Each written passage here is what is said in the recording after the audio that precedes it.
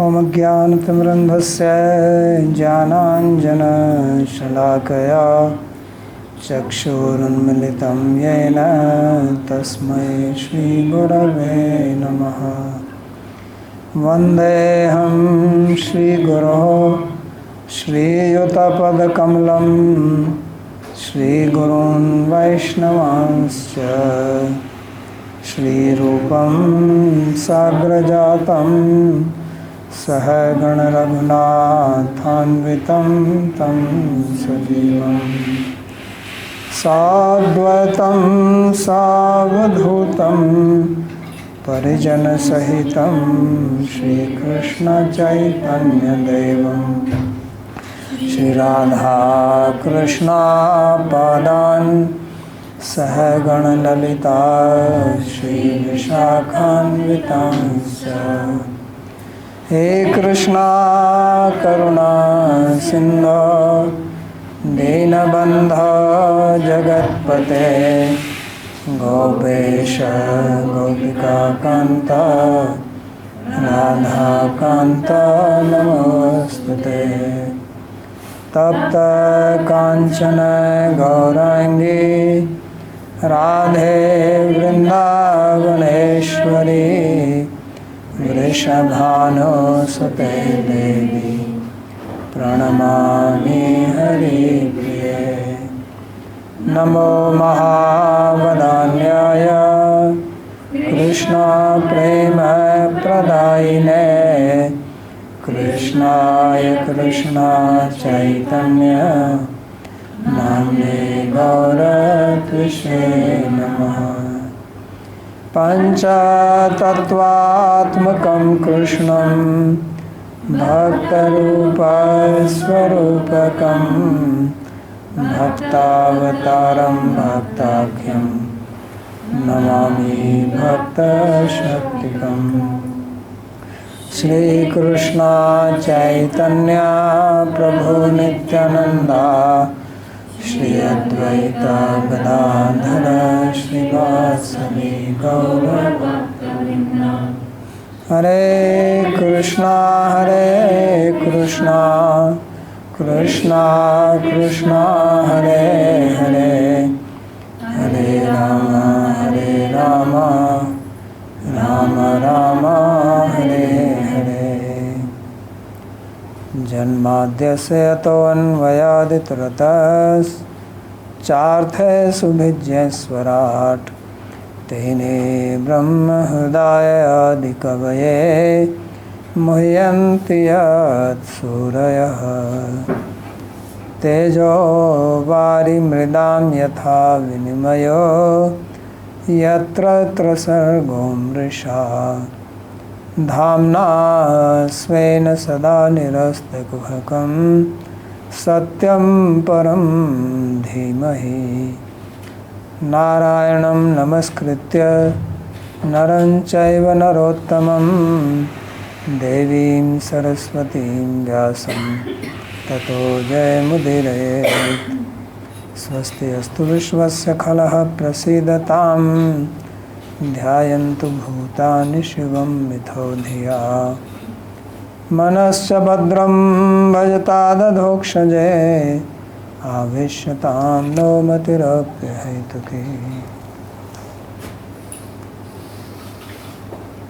Reading from Śrīmad-Bhāgavatam, Canto 10, Chapter 37, verse number 8. So we are reading here the attack of Keshi on Krishna. Came in the form of a horse, very big size, tall. So somebody asked, what does Keshi represent? I think Keshi represents horsepower.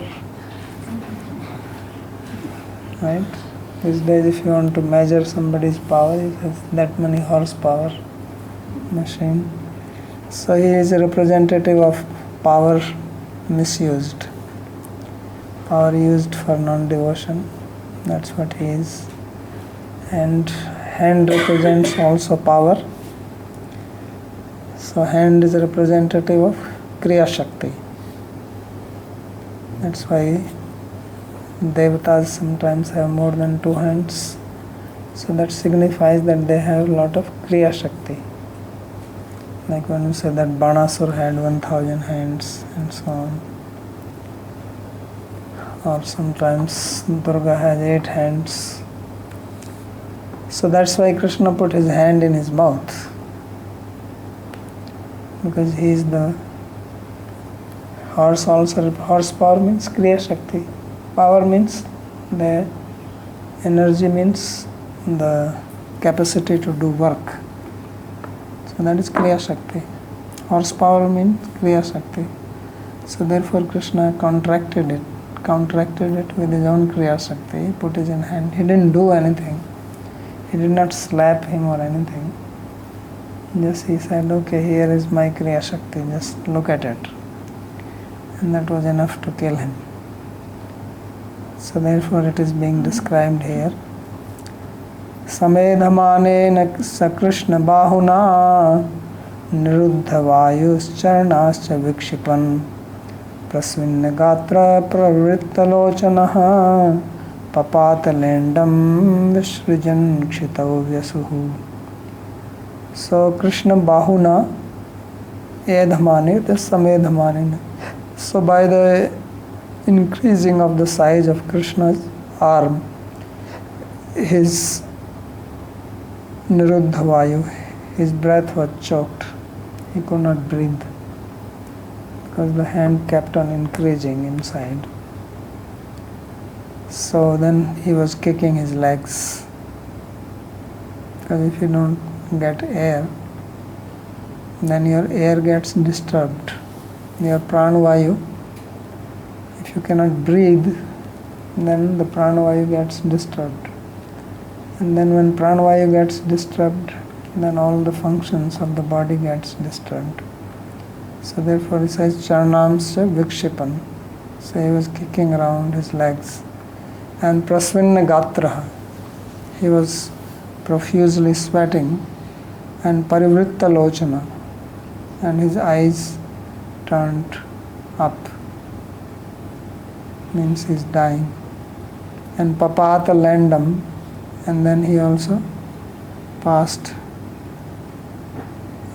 the horse stool, excrement. So that is called land. See, many lands are there these days, like Poland, England, Iceland. So this is what the word land means in Sanskrit. Land is a Sanskrit word. It means excreta. So papata landam visrijan kshitau vyasu. So then he fell down with his life hair out. So kshitau vyasu, without life hair, he fell on the ground. He was without life. So there is no comment except commenting on the word land.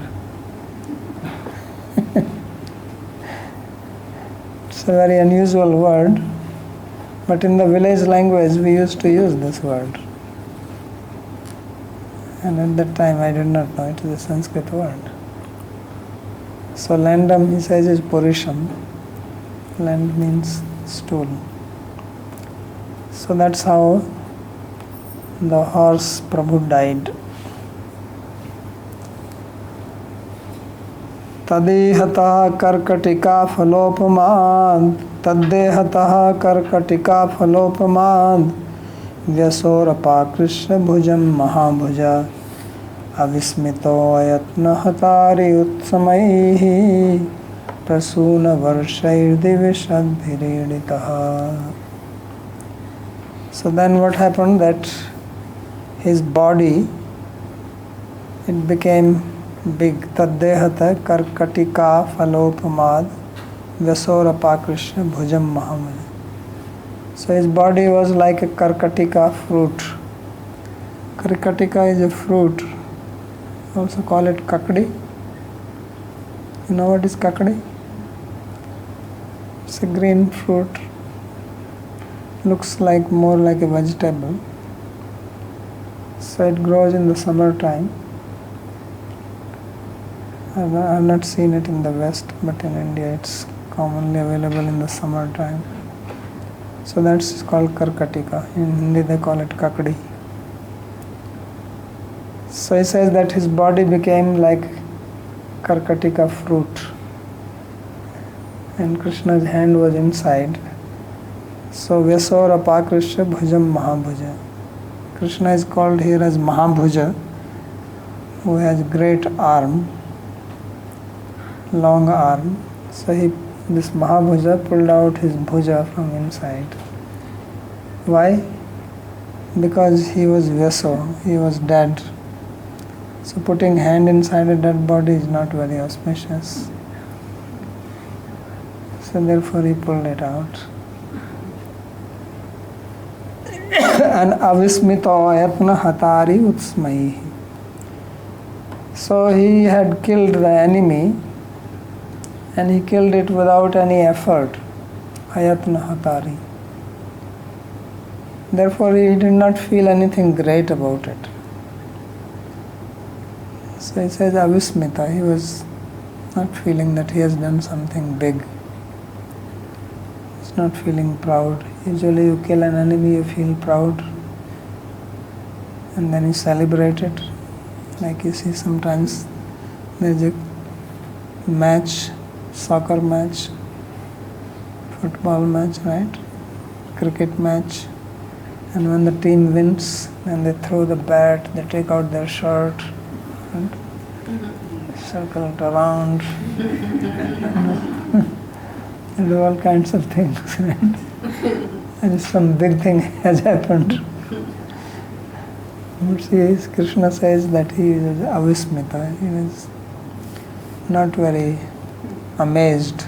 Avismita means that not very amazed. Means nothing great happened. So therefore, but the devatas were surprised. Utasmaihi prasuna varsair divisadbhir idita.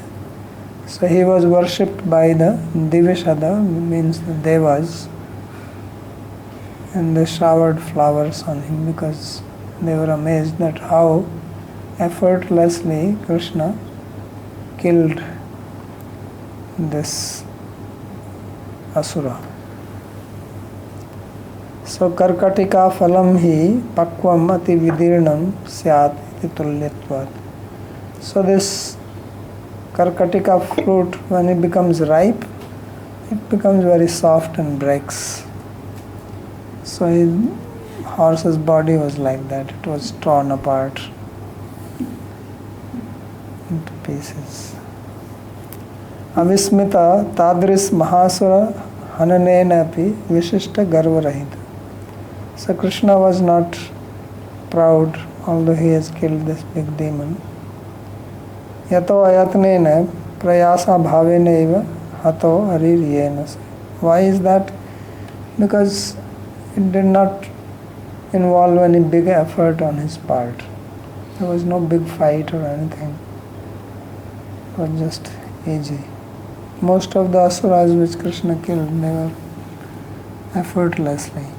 You don't hear like some big fight going on. Like you hear Varahadev fighting with Hiranyaksha, right?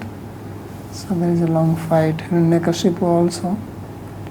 There was a long chase. Although in Bhāgavatam it is not described, but in other Puranas. When Lord Narasimha appeared, it was not time for him to die, because he was supposed to die when it is neither night nor day. So there was a fight, and then Hiranyakashipu ran around here and there all over the world. Narasimha caught him and brought him back, killed. But here Krishna kills mostly. I think the only time you see him fighting is with this Shalva, or the other one also, Dantavakra. But others, not any big fight. So then they showered flowers. Prasunani varshadbhi srama upanodana artham jalkanapi varshadbhi. So they showered flowers on him And to relieve him of any fatigue, they also dropped some water from the clouds so that he feels cooled down. Right? They're thinking big efforts to cool his body. So this is the end of killing of this Asura, Kesi. So this happened here. Kesi Ghat is there in Vrindavan. That's where he was killed, on the bank of Yamuna. That's why it is called Kesi Ghat. So if you take bath in Kesi Ghat, you get special punya. So now Narada Rishi, who is very good, on one side he is going and telling Kamsa that this Krishna and Balram are actually sons of Vasudeva and Devaki. You should call them here. On the other side he also goes to Krishna and he should go. Because otherwise, suppose Krishna refuses to go, what is going to do? Suppose Akrura comes and says that Kamsa is calling. Krishna can say, no, I don't want to go. And what Kamsa will do? Imagine that he has refused. What will happen? Anybody can guess? What would Kamsa do? Nothing. No, he won't go there. That's for sure. He'll probably build a house with high walls so that nobody can enter inside. Because he will be scared of him. Maybe he would also torture Devaki and Vasudeva? Yeah, they're already in prison. He would try something like that, torture them when they have to come. But he himself will not come. Otherwise he would have come by now. He could have come with an army. But he doesn't want that. That's why he had so much fear. Krishna did not kill him. Although Krishna's name is, one of his name is Kamsari. Or Kamsagna. Right? The killer of Kamsa. But actually Krishna did not kill him directly. Krishna's fear killed him. That's why Bhāgavatam says, Bhayat Kamsa. Dveshat Chadya Deo Nirpa. Kamsa died out of fear of Krishna. When Krishna was doing wrestling, it will come, and he killed this Chanur, Balaram killed Mustika. Then when he moved towards his seat, he was already dead. Such a big hero, very powerful, he just died because he saw Krishna coming towards him. That's why Bhāgavatam, wherever it says, it uses the word Bhaya. Kamad Gopya Bhayad Kamsa. That he died out of fear. And because he was dead, and dead person should not sit on the seat of a king, then Krishna pulled him and threw him down. Krishna actually threw the dead body down. And then just to make sure that everybody believes that he's dead, then he jumped on him. He pulled him down because he was sitting on a very high seat. Krishna took a high jump and went up. And when he was jumping, he was dead. So then he threw him down and then he jumped on him. So it was sure that he's dead. That's how he died. So Kamsa would not come here. He was so fearful. He was seeing Krishna all the time. In his dreams, if you have seen that Krishna series, they show it. That he will wake up at night scared of Krishna. Then he will see all around. There's nobody there. So that's why now Devarshi Narada comes to Krishna and he wants to make sure that Krishna will go there. So Devarshi Rup Sangamya Bhāgavata Pravaro Nripa Krishnam Aklishta Karmanam Rahasye Tadabhasata. So then, O king, Sri Sukadeva Goswami is saying that, O king, at that time, Devarshi Narada, who is the chief of devotees, is supreme among Vaishnavas, Bhāgavata Pravara. So he came and he met Krishna. So this obviously was in a solitary place. Looks like there was nobody there when Narada came and met him. So Krishnam Aklishta Karmanam. He met Sri Krishna, who is Aklishta Karmanam, who performs big deeds without much effort. And then he spoke to him the following secret. Rahasya etad rahasi etad abhasata. So he spoke to him, but he spoke in a secret place. That means when Narada met Sri Krishna, there were no one else there. They only these two talked. So Vraj-līlām samapya swam līlām darshaya mathurim iti avedayitum devarshi tushtave prabhum. So he is making a sloka that Devarshi Narada, he glorified Prabhu Sri Krishna and he spoke to him that please now you conclude your Vraj-līlā and now you show your Mathuri-līlā. So Darshaya Mathurim Līlām. So meaning is that this is two-act play. Right? When you have a play, you have different acts in that. So when one act is over, then the curtain is drawn. Then the scene changes, right? And then another scene. So he's saying that now you please draw the curtain on Vraj-līlā and begin Act 2. That's why it is called Līlā. Līlā means play. And play has got various acts in it. So this is the Vraj act. So for 11 years Krishna performed his Vraj-līlā. And this is the most wonderful Līlā out of his 125 years of stay on earth. This is the most prominent part of his life.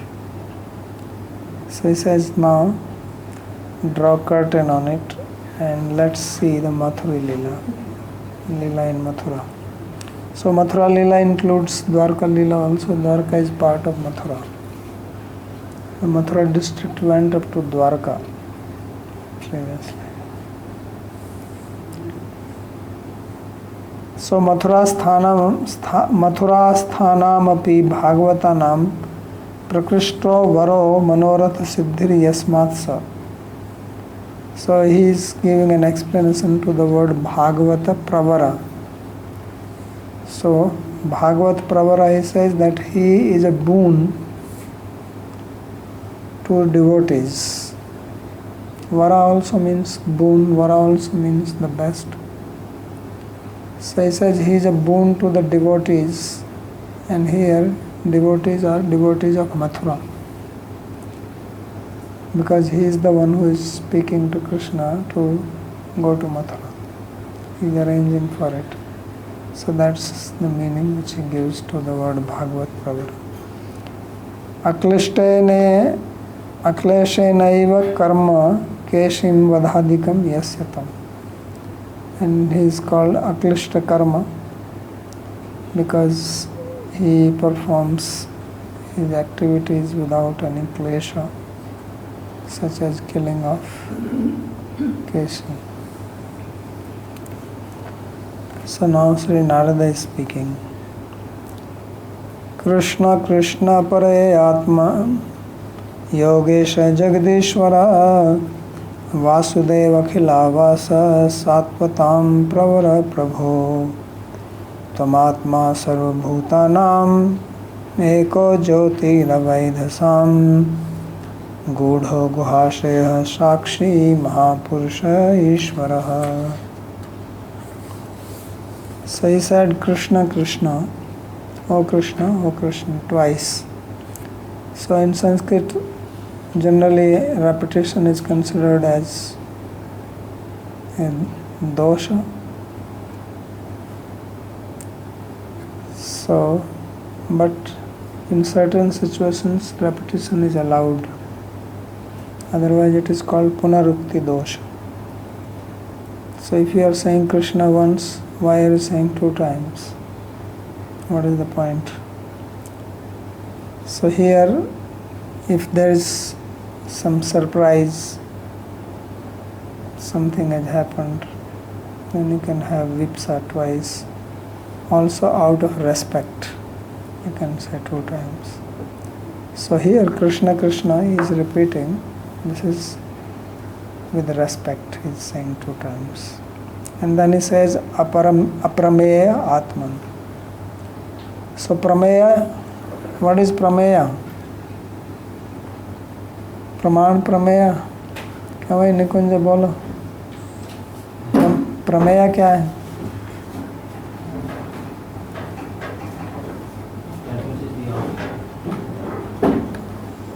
You are listening to Nyaya Sutra. That which is to be ascertained, object of pramana. So that's good. Prameya means that which is known by pramana. And Krishna is called here as aprameya atmana. Means he cannot be known by any pramana. Then how is he talking? If he cannot be known by any pramana, how do you know this? If something is aprameya and you know that it is aprameya, then this is also knowing that aprameya as aprameya is not prameya. What do you say? To know aprameya as aprameya is prama or brahma? Who will tell? To know rope as rope is prama or brahma? Brahma. Kamala says to know rope as rope is Brahma. Why? It's Brahma. Rope as a Brahma. So tadvati tatprakarkam jnanam Brahma. And atadvati tatprakarkam jnanam Brahma. So to know an object as it is, that is Prama. Prama means right knowledge. And that knowledge of Prama is called Prameya, or that object is called Prameya. The knowledge is Prama and the object of knowledge is Prameya. So now the question is to know Aprameya as Aprameya, is Prama or not?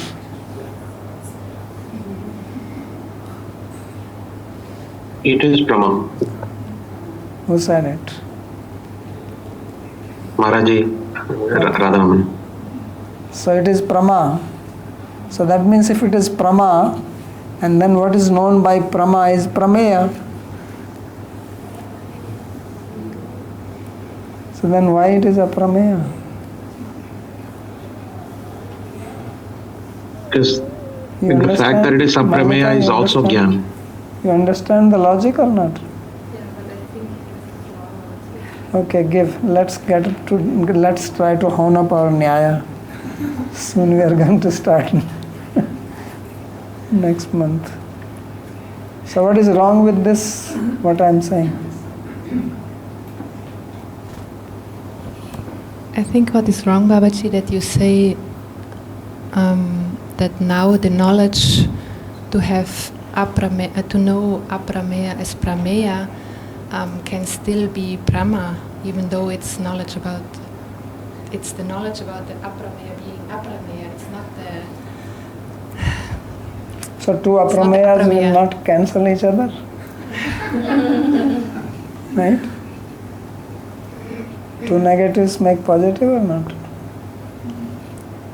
If you deny two things twice, then it becomes positive. So then it becomes prameya. Right? It's prameya. So then why is calling it aprameya?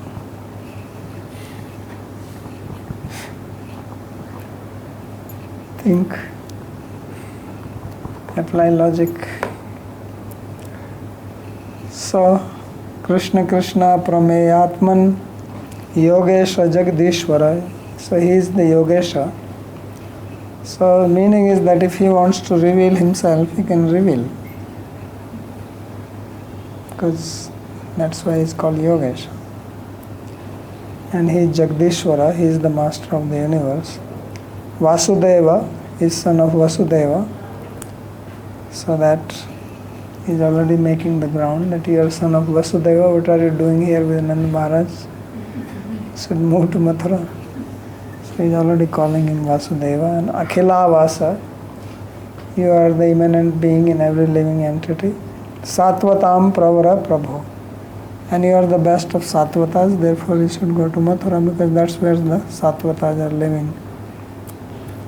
Tvam Atma Sarvabhutanam Eko Jyotir Iva Edhasam.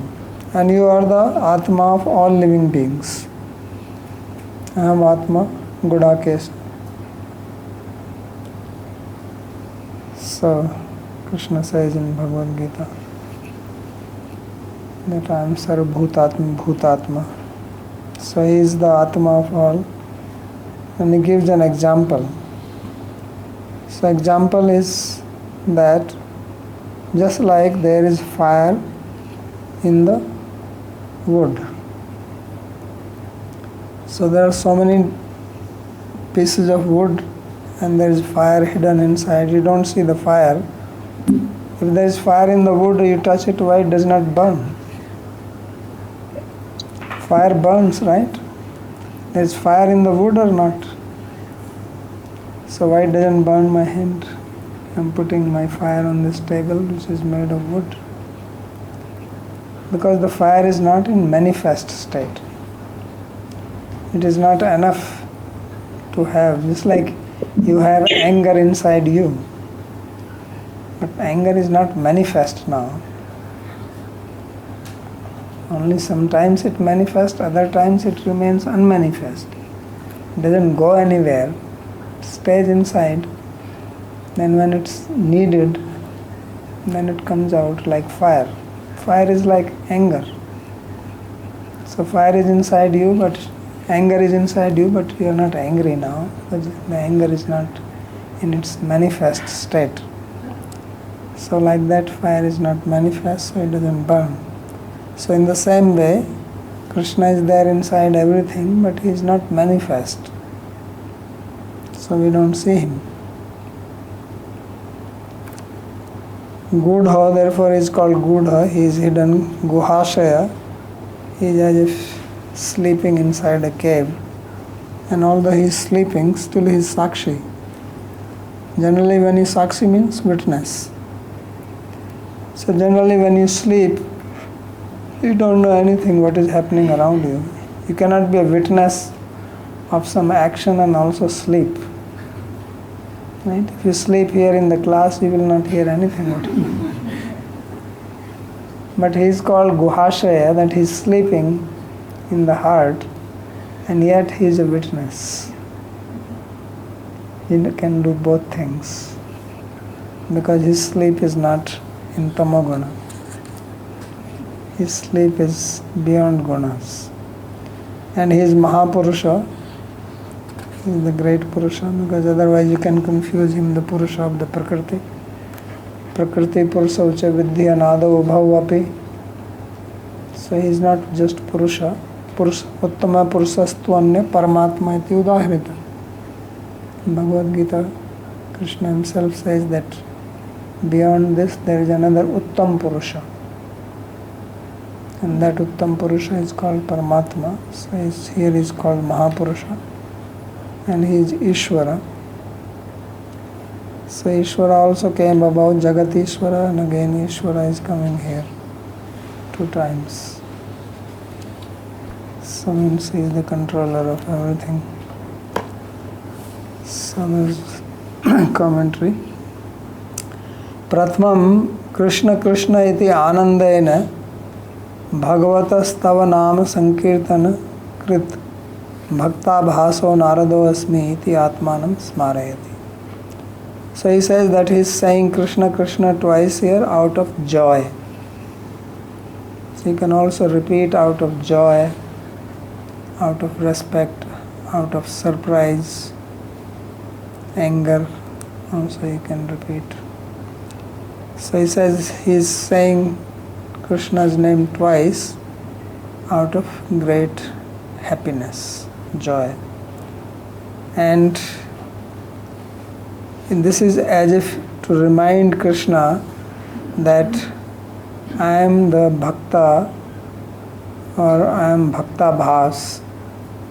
He is not calling himself as a devotee. He says I am the semblance of a devotee who does kirtan of your name. Because Narada is always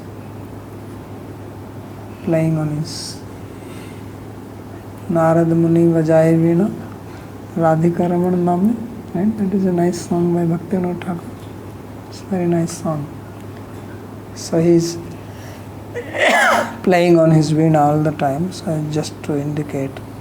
So Stava Nama Sankirtana Krit Bhakta Bhasa. So one who does Nam Sankirtan, Narado Asmi iti Atmanam Smarayati. So just to remind Krishna that here I am Narada. Aprameya pramatum ashakya atma mano yasya iti atah param. So he is called Aprameya Atma. Atma means man. And Aprameya Atma means whose mind is not knowable by anybody. No one can know his intention, what he wants to do. So therefore, atah param vraja eva virajmano vrajasthan pitradin anandayishyasi mathuram yasyans tatratyanva. So now, from now onwards, whether he will stay in Vraja and continue to give pleasure to devotees here in Vraja, or he will go to Mathura and then give pleasure to the devotees there. No one can know this mind of Krishna. Kwastan mano vedaitum kshamate iti bhava. He says, who is there who can know your intention? So that is the meaning of Aprameya Mata. Kincha Yogesha, then moreover he is called here as Yogesha. So Yogesha means Yoga Maya Adhishwaratvad Ubhyatrapi Virajasya Eva Virajasi Eva iti Bhava. So why is he calling him as Yogesha? So Vishwanath Chakravarti says that he calls him Yogesha because he is the Isha of Yoga Maya. Yoga here means Yoga Maya. So what does it mean? He says actually Krishna will stay in both places. He is already staying in both places. He is already in Mathura and he is going to go from here to Mathura. But he will stay here also. That is by his Yoga Maya. All he will do is that he will become unmanifest in Vraja and become manifest in Mathura. Now he is unmanifest in Mathura and manifest in Vraja. So he remains in one place manifest, another unmanifest. So people think that he is only one. But he is not like that. So sometimes magicians do tricks like that. You think it is one person, but actually there are two. So suddenly the other one comes and you think he is the same, and then you wonder how is it he was there, how he reached there.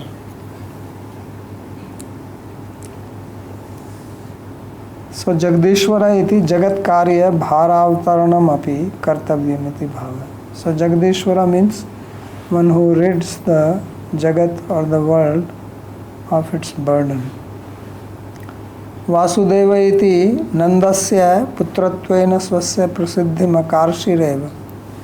So he is calling him as Vasudeva, which means the son of Vasudeva. So he says that you have already popularized yourself as son of Nanda Maharaj.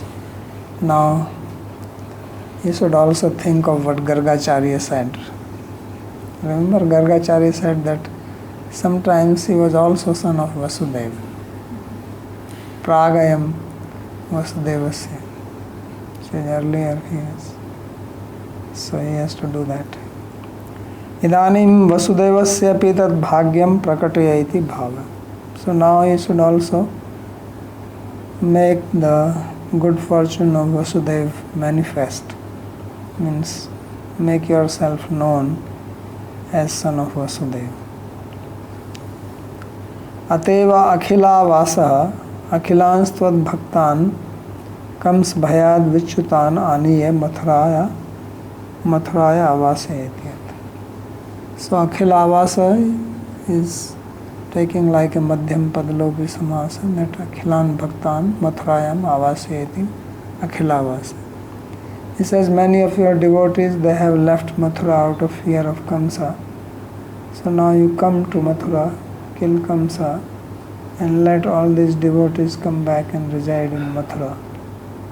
So therefore you are called Akhilavas, who is going to make them reside there. Yastvam Satvatanam Yadavanam Pravara. Why? Because you are the best or chief of the Yadavas, Satvatas, and that is their place. Yadva Prakrishto Varo Manoratho Yasya Siddha Swarupa. Or Yadavanam Pravara means that you are their supreme boon. Vara means best, Vara also means boon, and Pravara means the best boon. So therefore you are the boon for the Yadavas, Satvatam Pravara, therefore you should go there. What is boon? Boon means that which fulfills your desire. So you should fulfill their desire to come to Mathura, by coming to Mathura. Prabho tvam sarvam kartum shaknosi. And you are Prabhu. Prabhu means samartha, or capable. So you are capable of doing everything. Nanu me yathecha tatha karomi karishyami cha tatra tvam kimevam vishesham nivedayasi. So Krishna says that I will do whatever comes to my mind. I am doing, I will do. Why are you trying to interfere? Go there, do this, do that. Why this? Tatra tvam kimevam. Why are you requesting me like this to go to Mathura? So tatra tvam atma mama antaryami tvameva mam nivedetum preresi. So he says that you are actually Atma, means Paramatma. You are sitting in my heart, and you are the one who are making me say it.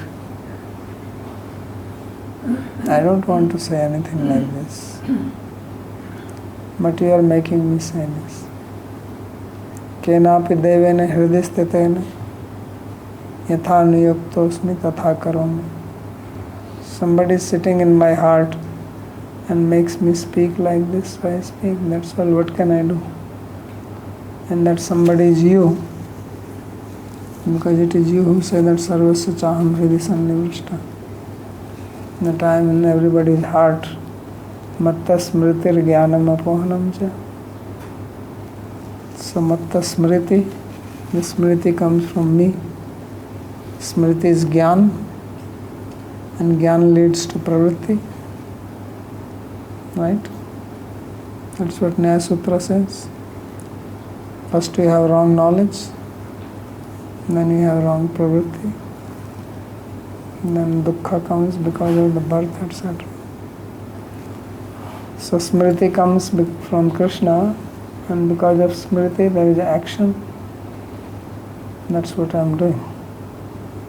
So therefore it says, Mama antaryami tvameva. You are my antaryami, and therefore you are inspiring me to speak like this. And then you are asking why I am doing it. Tatra aham kim karomi iti bhava. He says, I am helpless, what can I do? Na kevalam mameva apitu sarva bhutanam antah chitte tishtasi. So he says, it is not only that you are only my antaryami, but you are antaryami, immanent being of every living being. You are situated in everyone. Aham atma gudakes sarvabhuta ashaya sthita. So therefore, you are the one who control all. Then he gives example, edasam kashthanam antar jyotirva gudha. Just like the fire is hidden inside the wood, like that you are hidden inside everyone. Yathatvam nandaputra rupena govardhan guhayam sheshe tathaiva antahakaran guhayam antaryami rupena sheshe. And just as you go inside the cave of Govardhan, Govardhan also has caves in it. You know that? Very nice. There is a cave of Raghav Pandit near Puchdi. Very big cave inside. So you sleep inside the cave. So in the same way you also sleep in the cave of the heart of living being. So you relax there. But sakshi tatra sayanopi sarvam sakshat pashyasi. But still you are the witness of everything, because everything which happens to you, it starts from the heart. Right? It's like the heart is pumping blood and everything is working in this. If the blood pumping does not happen, even when you sleep, the heart is pumping. Even if you fall unconscious, heart is still pumping. It starts at birth, continues till one dies, non-stop. It's working. So, you are inside there, and all actions originate from the heart. So even before you know, he knows it. Because before the samskara turns into the thought, the samskara becomes activated. Right? So when the samskara is getting activated, he knows it.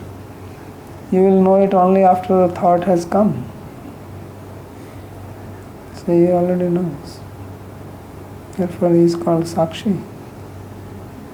He is the witness of everything. There are certain thoughts which slips from your mind, means from your awareness. Right?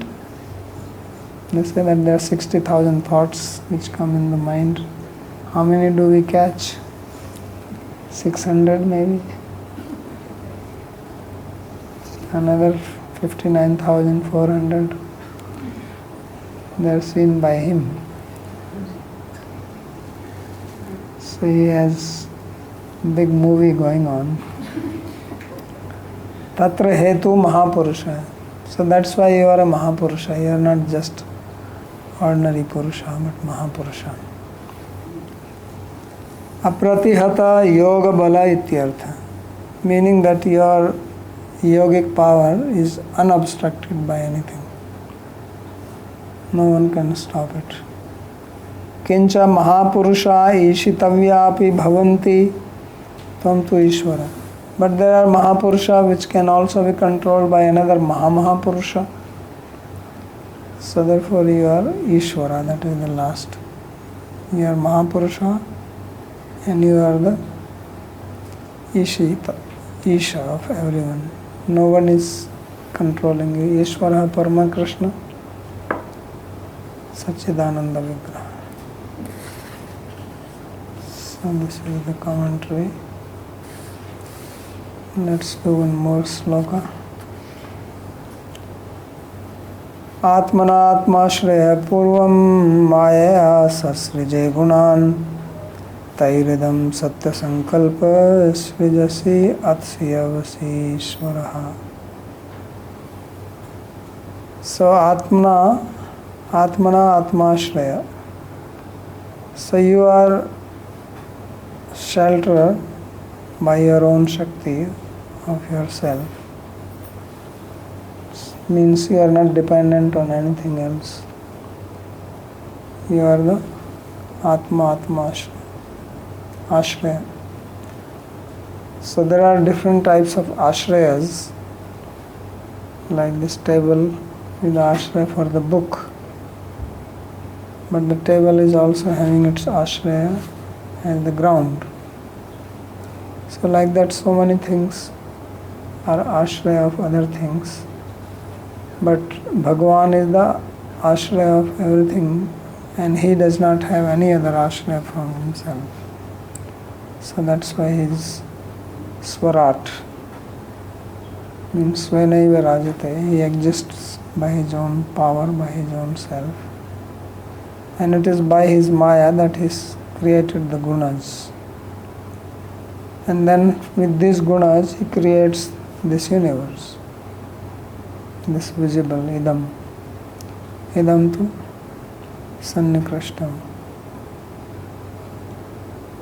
Satya sankalpa, and you do everything just by your sankalpa. So simply by your wish or your willpower you create. So what you do? Srijasi, Atsi, Avasi, Ishvara. So by your wish you create, you destroy, you protect. You are the Ishvara. So you do all these things by just your willpower. Kincha tvam yad yasmad asmad buddhyadikam sarvamidam jagam cha nashakshya tadahamapi evam na nivedyashyamityah. So he says that if you had not created our intelligence, mind, this universe, etc., then it will not be possible for me to speak like this. So he is going a little more. First he said that you are in my heart and you are inspiring me to speak like this. Now he is going beyond that. He says beyond heart, the body, mind, everything is created by you. We are just like robots. So you create robot, then robot works accordingly the way you program it. So that's what we are. Atma Ashraya Swatantra. You are independent. Atmana Atmarupaya Shaktya Bhavan Gunan Mahedadin Sasraja. And then by your own Shakti, you created the gunas. And guna also means multiply, right? So then these gunas multiply and create so many things. So he creates the gunas, then he sits, and these gunas create, and he becomes a witness then. He sleeps. That's how he does it. Tena idam tvam yadi srishtvan eva tadanye jagat-janastva prerita svasvakrityartham cheshtante tatheva hamapi tvam etam nivedayutum cheshte iti bhava. So he is again saying the same thing, that it is you who are making me speak like this, because you have created this samsara and all other people in this jagat janastva prerita. They are all inspired by your energy, and therefore they perform various types of actions, I am also one among them, and therefore I also perform actions under your control. So this is the intention of Sri Narada speaking this. He will continue. We'll read that tomorrow. Any questions?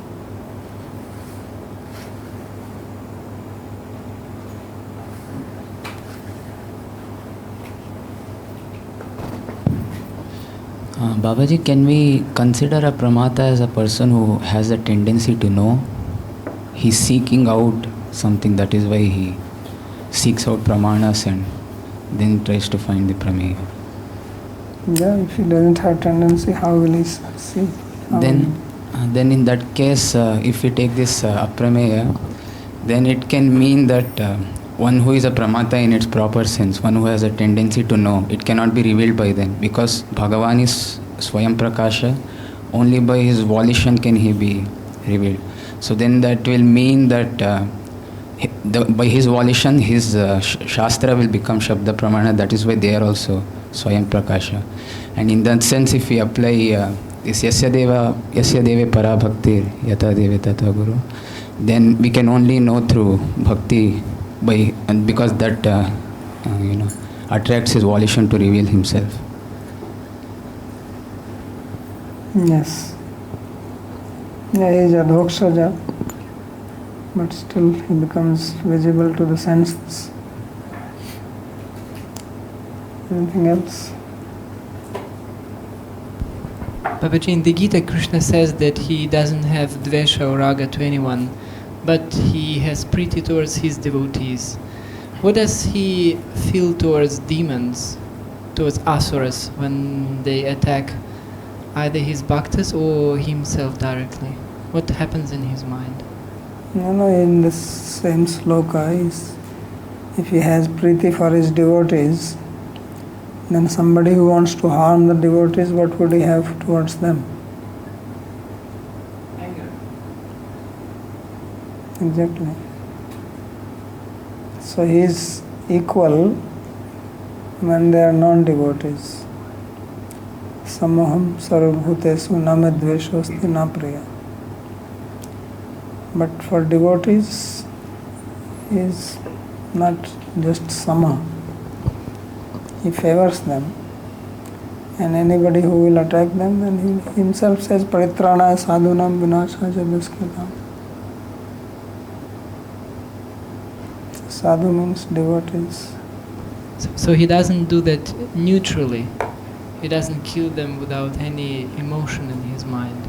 He does have some excitement or... Yeah, earlier it's saying Rusha. The word came that he was angry.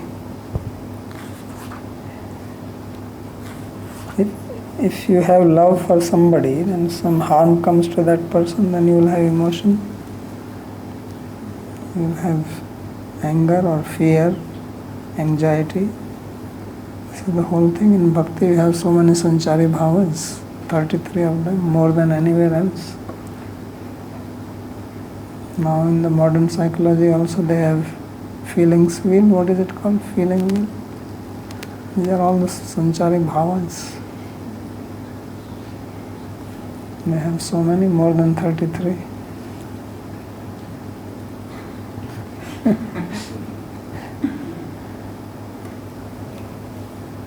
So this bhakti is all about emotion. So it is called bhava.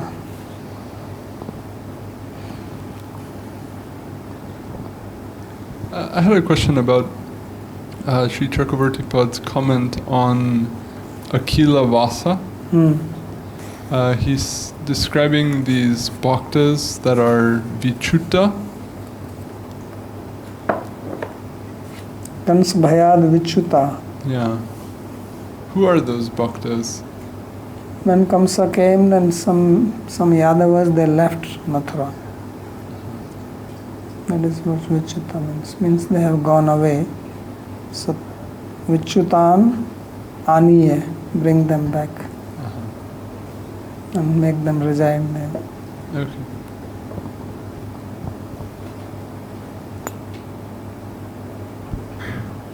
And Mohini would like to know which asura represents Asat Trishna, like sex desires and other karmas, and how these asuric tendencies go away in me just by hearing, or what is the effort I have to do on my part. Yes, your part is that this has been told to you many times, that you do your japa nicely. Otherwise it will not go away. So you have to do japa, but first step in bhakti is Guru Padashray. Just remember that. If you don't understand this doubt will keep on coming again and again, again and again. Bhakti is a very simple and straightforward process. There is no confusion on it. But when we don't want to understand it because of our attachment, then it becomes problem, and then these questions keep coming. What is that I have to do? What is that I have to do? What is that I have to do? So why these things trouble us, whether it is sex desire or any other desire? It's because we think we are independent. And as long as we keep on thinking we are independent, what does independence means? Independence means that I am free to do what I want to do. And what is the nature of human mind? It wants sense objects. Mind wants its vishaya. It's naturally attracted to vishayas. So if you are independent, then it will run whatever it likes. Sex is one of them. But when you are not independent, then it will not happen. It's just like you go to the mall. So generally a normal person doesn't feel, let me steal this, right? This thing is, everything is open there, but now there is a lot of theft which are happening, so they are trying to find solution for that. Especially people go and eat something inside, what do you do? How many cameras are you going to put? But generally you don't feel like stealing. But if you think, why you think like this? Because you know that you are not independent, this is not yours, and you know that. But if you think you are free, no one can do anything to me, then you will steal. You will just take it. So similarly, the solution here is that so there in the mall you are surrendered to the law. You know that there is something law beyond that. The thought may still come, let me take this. Why it doesn't come? Because we are accustomed to this so much that there is a law, therefore it doesn't come. Not that every time we have to think I can steal, no, there is a law, I should not do it. Right? We don't do it like that because we have got used to it, used to the law. So then the thought itself does not come. But when intense desire is there, then it comes, and then you jump and you think, let me do it. So similarly, as long as we have this thinking that I am independent, then these desires cannot be controlled. So there are different paths. Krishna says, I have made 3 paths: Karma Yoga, Jnana Yoga, Bhakti Yoga. So Karma Yoga is the path of the law. Okay, you do this, you will be sinful, you will be punished. So if you actually believe in that, like when you go in the mall, you actually believe that if I steal, I will be caught. And then it has been also ingrained in you that you should not do that. So similarly on the path of karma, you are ingrained that karma means this is good, this is bad. If you do this, you will get sin. If you do this, you get piety. It has been ingrained, so then you avoid it that way. Then Gyan Marg is based on Vairagya. That no, it's all temporary. What is here or there. So why you have to do that? I am not this body, so why shall I do anything? And then Bhakti is path of surrender. That you take shelter of Krishna. Guru, and then you follow their injunction, their order, or simple principle, you do what is favorable to him and not favorable, you avoid that. So that is the path of bhakti, the path of taking shelter of Guru. Guru Padashre Tasmat Krishna Dikshadi Shikshanam. So this is the basic step. And then only other things take effect. Otherwise what happens that if we don't do this and then we keep on doing parikrama. So parikrama is very good because you don't reach anywhere. You do Govardhan parikrama, you walk 21 miles, you are still there. Where you started. Right? That's called parikrama. And people are very happy to do that. So you walk, and you don't go anywhere. Right, Prabhu? And then you come back and you ask, so what is the use of doing this parikrama? What do you gain? Then this question comes to you because you walk and you come back.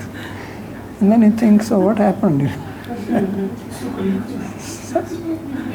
If you have little thinking, because most people don't even think that why I'm doing it. Everybody is doing it. If you ask why are you doing parikrama, because everybody is doing it. So then you also do it. So then that is not bhakti. But now this many bhakti activities become like that. So chant, go on chanting, chant. Go on doing this. So these are, of course, these are transcendental activities. They have their effect. I'm not denying that. But if you are serious, then you understand and follow the process. Otherwise, why all these big books are being described here, and so many books are still being written? We are also writing more books. What is the need? Why not just do parikrama? And even easier than that, if you don't want to do parikrama, where is our man, our senior Vaishnava? Just go and take dip in Radha Kund. Because by taking dip in Radha Kund, you get Radha Prem or not? Yes or no? Right? It's so easy. Why make so much effort walking around Govardhan? Some people are doing it every day, twice a day, some people 3 times a day. If you can get prema by taking dip in Radhakund, why walk around Govardhan? What is the logic? I don't understand.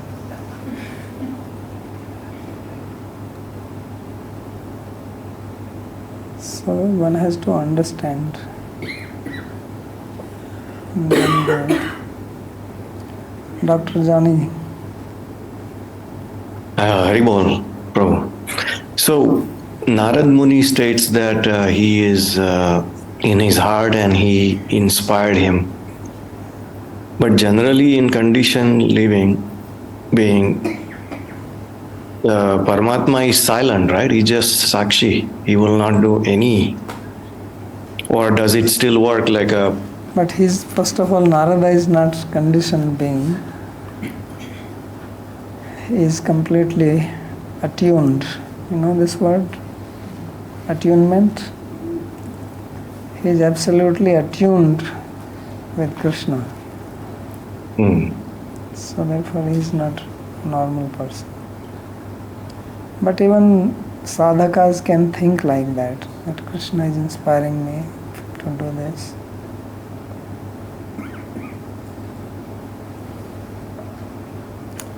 Okay.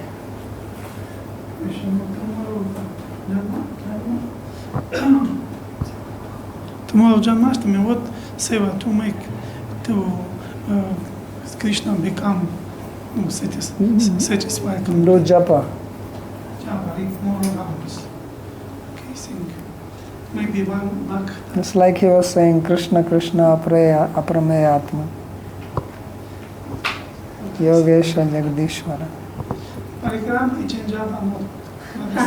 Sit down and change up. What? Parikrama chant. No, do one thing. Either do parikrama or do japa. Different. One chant? Okay. Thank you. Okay. Babaji, one last question here. If Bhagavan is considered Ananta, then he cannot be known completely. That would mean that how he is revealing through himself through Shabda, that should remove only the Brahma that is existing regarding him. Is this only Brahma existing regarding him? Would that be correct way to understand? No, not necessarily. There are people who don't have any Brahma, they are just ignorant. Brahma means wrong knowledge, but there is also lack of knowledge. Okay.